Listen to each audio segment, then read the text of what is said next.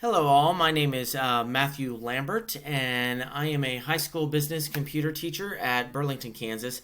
Had quite the changes within the past couple of years, and this is actually my last class to finish my admin endorsement, and then I have my practicum. So I'm very excited to get this finished. A little bit about my family. I have a husband of 23 years and I have two boys that you see over here. Logan, who is 26, that lives in Portland, and Kelston is my 10-year-old, who is a fifth grader at Burlington Middle School. So again, about me, I live in Burlington, Kansas. This is my third year teaching high school business. It's my first year at Burlington, however. Husband of 21 years, two children, ages 26 and 10. I've taught fifth grade for Oklahoma City Public Schools and high school business computers for Sublette, Kansas, and third and fourth special education for Woodward Public Schools. So I've taught a little bit of everything. Love it all. Can't decide what I want to do, but I do know that when I get my admin, I want to get back into elementary and be an elementary principal. Fun fact about me, before COVID, we did take a year off when my son was in second grade, and we were full-time RVers, and at that time I taught English to children in China through a company called VIP Kid. So let's continue with the assignment. I'm going to try to get this finished within the time frame here of 4 to 5 minutes. Of course, it's school level governance, fiscal responsibilities of school principals, which entails a lot that I have found through doing the research. First of all, let's talk about school level governance. And the article that stood out to me was by Alaview of 2021 between the difference between centralized and decentralized. So let's talk about centralized government. Of course, it leaves the majority of funding decisions to a small group of administrators or one person in the school district. It's a one-size-fits-all approach. It can help the district control cost, efficiency, and overall results, but it isn't necessarily a great way to allocate the funding of funds that are given to us. Decentralized, this spreads decision-making to more than one individual. It motivates and encourages staff, and it increases pride and ownership. So I have the question down here at the bottom of the PowerPoint. So what works and doesn't work? In my opinion, the decentralized form works best. Giving everybody, encouraging your staff, increasing pride and ownership in the district, making sure that everybody's on the same page, but everybody has a say in what is being done is essentially important. Again, it can engage school principals and establish a feedback loop to where there's constant communication between everybody. It can make up for lost learning and resources needed due to the pandemic. This is from the article from Franks and Nozo, which was essentially important when it talked about the pandemic and how we allocate those funds effectively. It maximizes relationship with parents, families, the community by having everybody involved. And finally, I put this last bullet point by empowering, and empowering. School principals should be empowered, and we should be able to feel that empowerment when we're trying to allocate those funds, as well as the staff, as well as the parents, as well as the community as a whole, by having everybody on the same page, everybody collaborating, and how to use our funds. True success can happen. So let's look at student and adult success and well-being. First of all, the pupil-student-based strategy. It promotes equity, transparency, and innovation because we're allocating dollars based on those students' needs.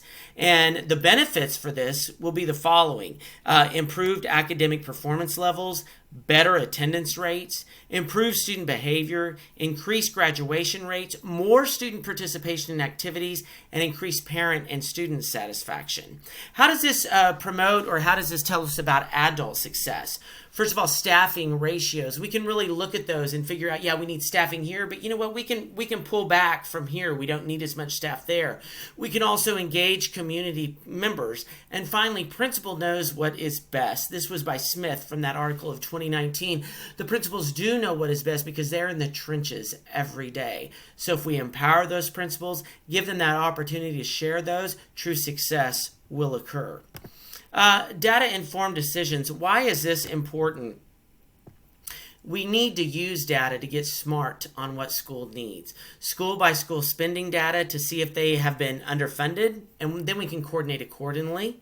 We must be data informed. We must approve, revise school budgets, review and analyze income and expenditures, organize control of budgets with accounting and reporting systems, and finally report the use of school funds to the school board. That's one of the last and final steps.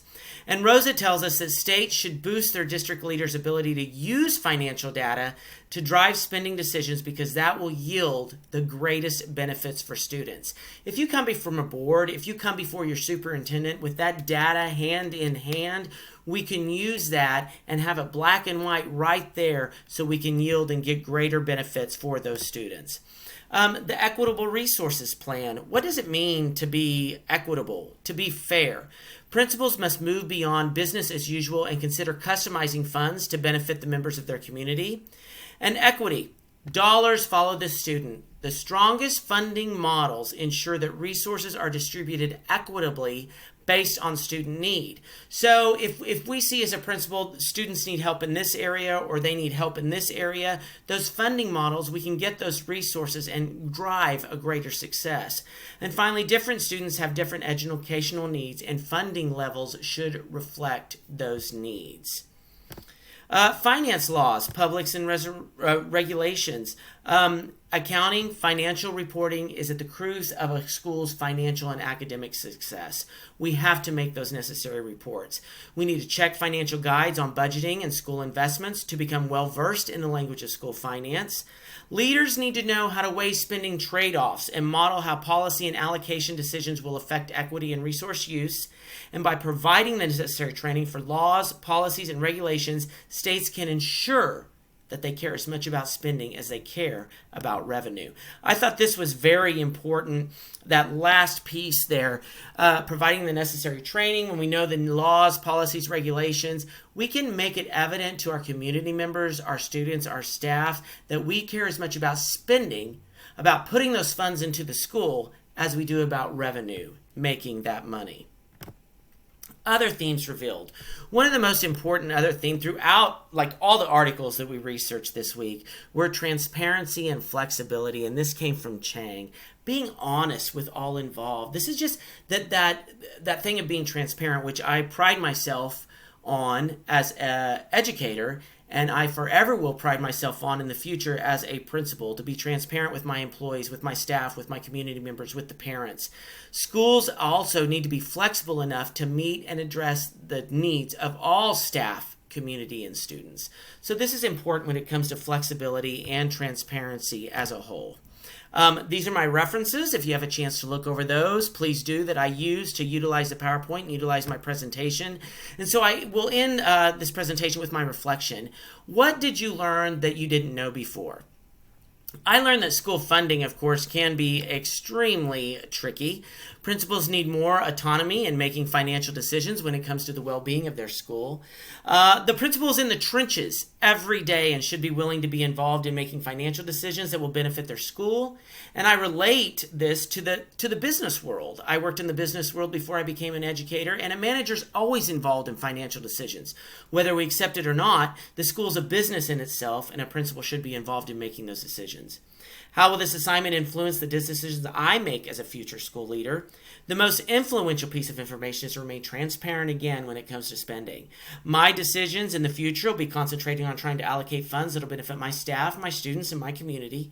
By doing so, I'll succeed in allocating funds to benefit of all those involved in the development of curriculum and overall student success, which is the most important. And what concerns do I have about being in charge of a school's budget as a school leader? Well, of course, there's many concerns, but making decisions is always difficult, and understanding that monetary decisions can have an adverse effect on student learning and achievement is very scary. Being able to justify my decisions with research, with the data, will be something that I'll strive to make known to all involved. Again, in the end, being transparent will be the key. I thank you for listening to my presentation. Have a great day. Thank you.